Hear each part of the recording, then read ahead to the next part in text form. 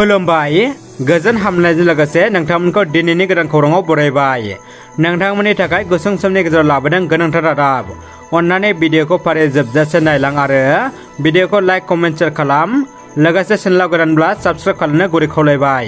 गिबि खौराङाव दङ दिनै सुबुंथिनि थान्दै मुंख्लं बिनेश्वर ब्रह्मनि 22थि थैनाय सान। उदखारनि गुलियाव गेदेमा बिनेश्वर ब्रह्मआ दिनैनि सानावनो मुंख्लं जादोंमोन। बिनेश्वर ब्रह्म फोथायफुनजि आरो बर' थुनलाइ आफादनि बानजायनायाव क'क्राझार सहरनि साखाथि सान्दामारियाव थानाय मुंख्लं बिनेश्वर ब्रह्मनि मांखरसालियाव 22थि सुबुंथिनि थान्दै बिनेश्वर ब्रह्मनि 22थि थैनाय सान फालिदों।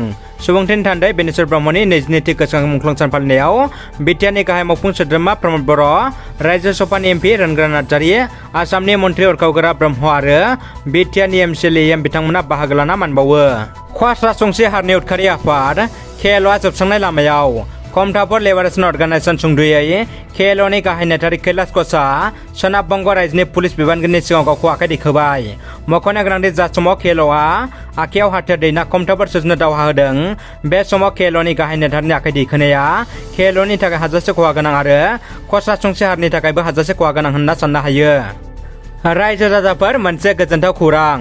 सोरबाफोर गोबाव समनिफ्रायनो बा दानिफ्रायनो सानाय सुनाय, गान्थि जरा, हारा रोदा, सोलेरनि मिजौनाय, जिन मोननाय, साइनास, पेरालाइसिस बायदि बायदि जेंनाजों भुगिना दंबा नोंथांमोननि थाखाय मोनसे मोजां खौरां।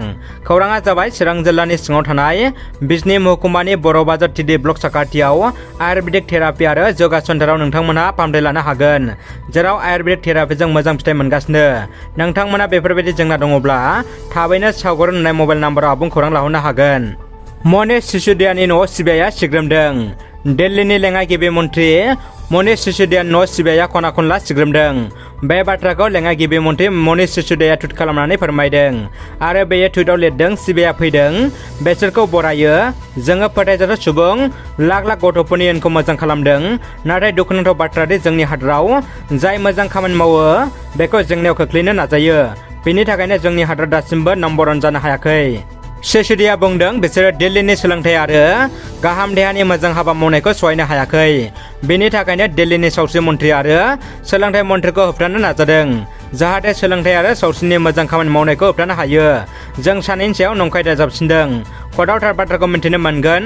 सिबिआइनि नायबिजिरनायखौ फुरायै हेफाजाब होगोन, जाहाथे थार बाथ्राखौ थाबैनो बयबो मिन्थिनो हायो। दासिमाव आंनि सायाव गोबां केस थिसनबाय, नाथाय जेबो फोरमानखौ होनो हायाखै। सिबिआइआबो जेबो फोरमानखौ मोननाय नङा। हादराव मोजां सोलोंथाइनि थाखाय आंनि हाबा मावनायखौ होबथानो हानाय नङा होनना लेङाइ गिबि मन्थ्रिया फोरमायो। रासिया सोरखारा फिन खनसेबाव मादार हिर'इन आयेनखौ लाबोफिनबाय। रासियानि हादरगिरि भ्लादिमिर पुटिनआ 10 सा गथ' जोनोम होनो हानाय आइजोफोरनो 12 निफ्राय 13 लाखसिम रां बान्था होगोन होननानै फोसावदों। 1944 मायथाइ नैथि मुलुग दावहानि समाव सभियेट इउनियनआ 10 बा 10निख्रुइ बांसिन गथ' जोनोम होनो हानाय बिमाफोरनो मादार हिर'इन होनाय बान्था बावजेनदोंमोन। बे बान्थायाव सभियेट इउनियनआ 10 बा 10निख्रुइ बांसिन गथ' जोनोम होनो हानाय बिमाफोरनो राङारि बान्था गथायोमोन। बे बान्थाखौ 1991 मायथाइयाव सभियेट इउनियनआ दोनथ'नाय जादोंमोन, नाथाय रासियानि हायुंगिरि भ्लादिमिर पुटिनआ इउक्रेन आरो रासियानि गेजेराव सोलिबोबाय थानाय दावहानि गेजेराव मादार हिर'इन बान्थाखौ बावफिननो थाखाय लाहार फाहार खालामफिनदों। दानिया फैदो जोबथा खौराङाव। फरायसुलिफोरखौ आथोनारि उदखार खालामनाय गाहाय फोरोंगिरिखौ पुलिसआ हमबाय। अरुणाचल प्रदेशनि सुबनसिरि जिल्लायाव नुजाथिदों मोनसे मुगैथाव जाथाय। गोबाव समनिफ्रायनो सुबनसिरि जिल्लानि केन्द्रीय बिद्यालयनि गाहाय फोरोंगिरिया फरायसुलिफोरनि सायाव गाज्रि आखु दिन्थिबाय थादोंमोन। फरायसालिनि सा 9 फरायसुलिफोरखौ गाहाय फोरोंगिरिया गाज्रि नोजोर नायबाय थादोंमोन। मिथिनो मोननाय बायदिब्ला बे थाखो खथायाव क्लास लानाय समावनो फरायसुलिफोरनि प्राइभेट पार्टफोरावबो आखाइ होयोमोन।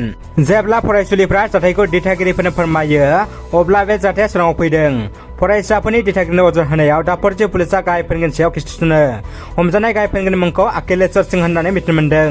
रिपर्टनि गेजेरजों मिथिनो मोननाय बायदिब्ला फरायसालिनि गुबुन सासे फोरोंगिरिनि थिननायनि उनाव फरायसाफोरनि दिथागिरिफ्रा गाहाय फोरोंगिरिनि सायाव अजद होदों। दिथागिरिफ्रा बे दायनिगिरि फोरोंगिरिखौ हाजासे साजा होनो थाखाय दाबि दैखांदों। रादाबा एसेनोसै लोगोफोर। रादाबखौ जोबजासिम नायनो थाखाय नोंथांमोननिसिम गोजोननाय आरो साबायखर बावबाय। गोजोन्थों।